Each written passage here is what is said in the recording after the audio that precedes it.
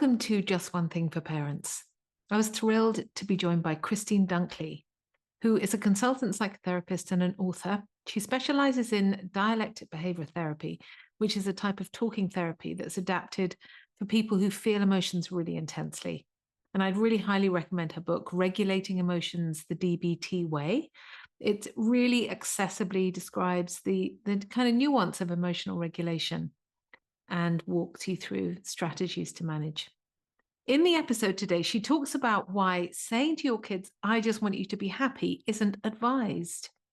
And she talks about what else she would recommend parents say to help them, navigate the ups and downs of life. And we also have a great discussion about emotions, about how parents can find this balance between supporting and validating their kids' emotion, but not giving them the message that the whole world stops when they feel something and, it overwhelms them. So it's a really great episode. Listen here to my interview with Christine Dunkley. Hello and welcome, Christine, to the podcast. Thanks so much for coming on.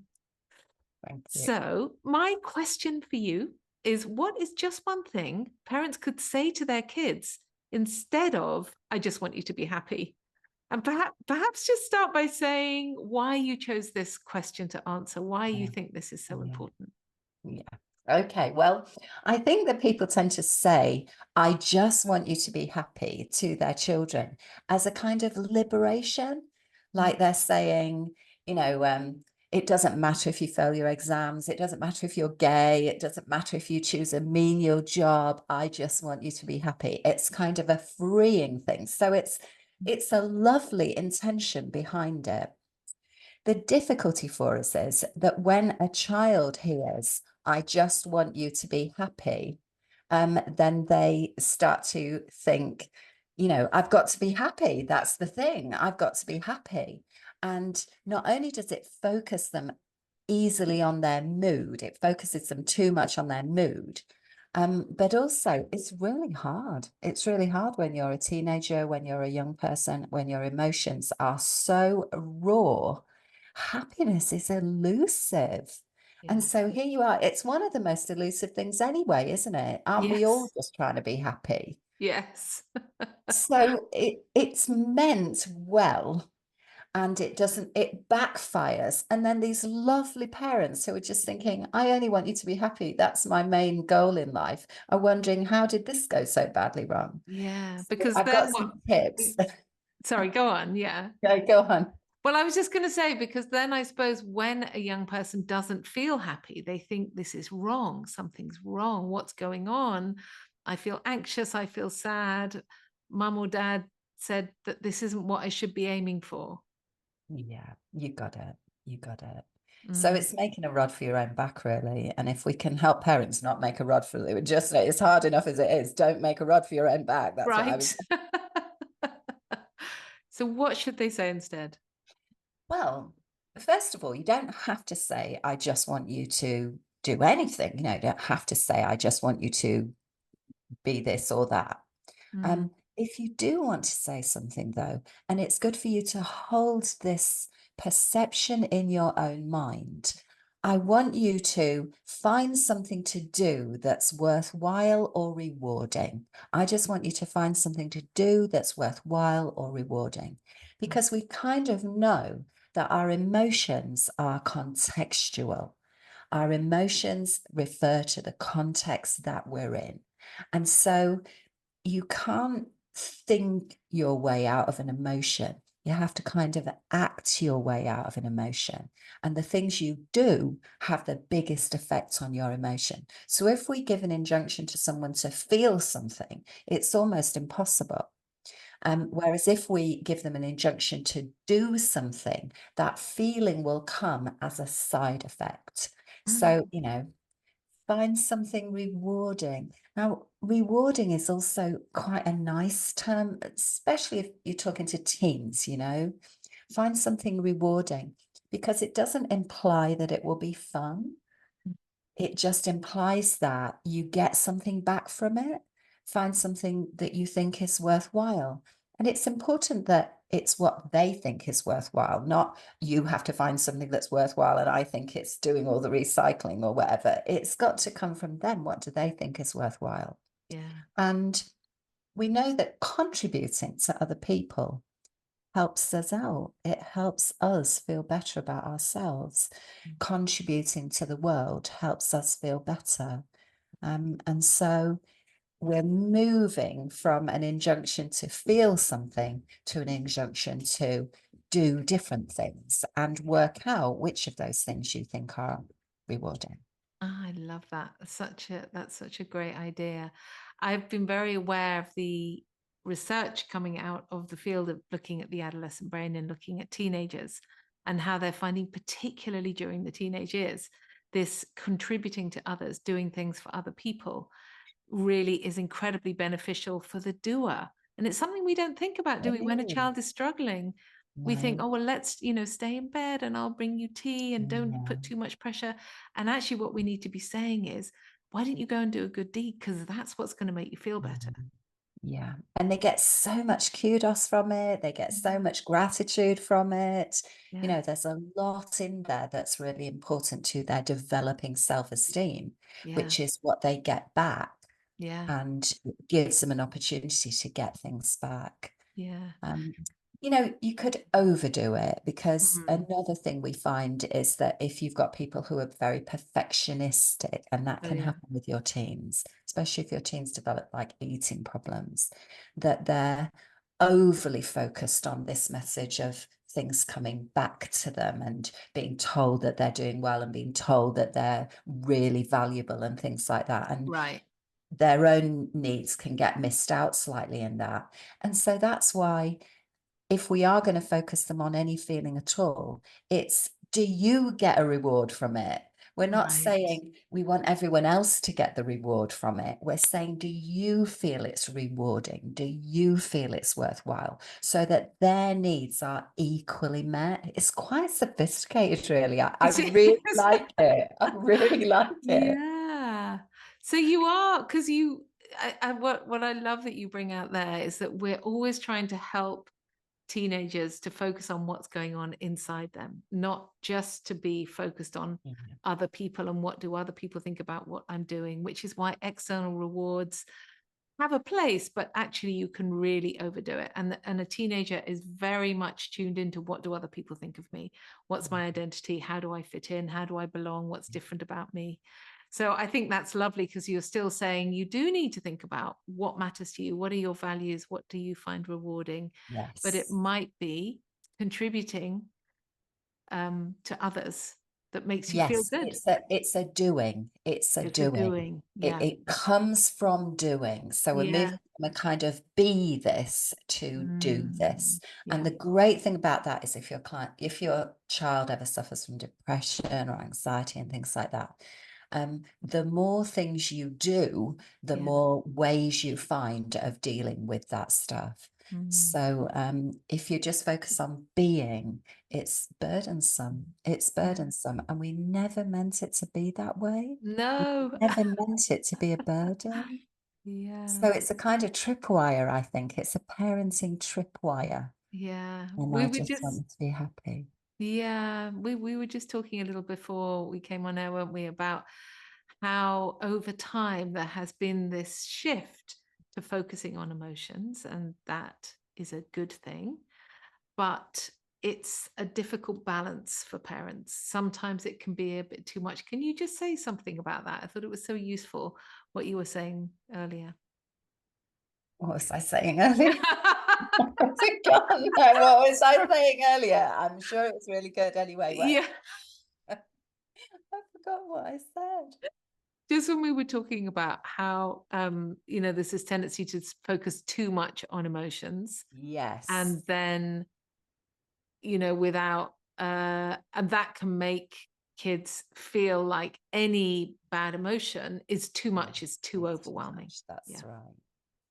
And then we want them to pay attention to their emotion, to make sure that they use their emotion effectively.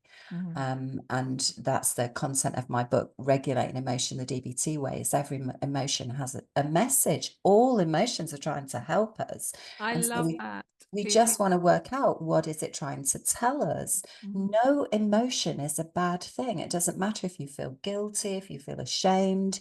No emotion is a bad thing. It's just trying to give you a message to help you solve a problem, usually. Even if you feel ashamed, it's usually trying to tell you, is there a risk that someone here would reject you or reject what you're doing? It's worth checking it out. Is there? Yes. Am I doing something? And if not, you can say, well, thanks for the reminder. I think it'll be okay. Yeah.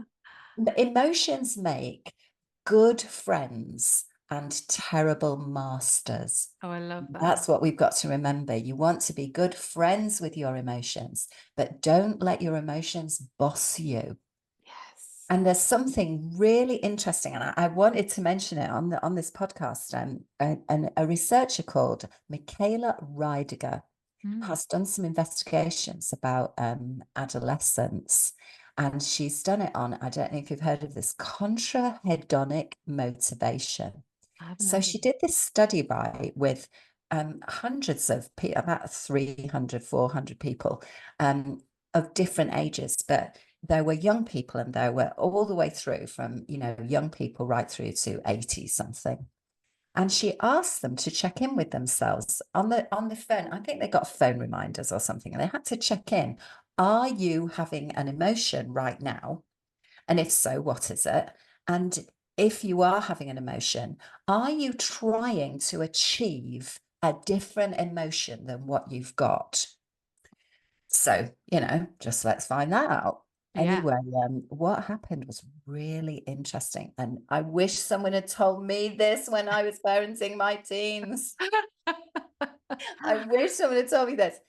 It said that 25% of the time, adolescents, completely different to the rest of the sample. In adolescence, 25% of the time, they were trying to get to an emotion that adults mostly are trying to get away from.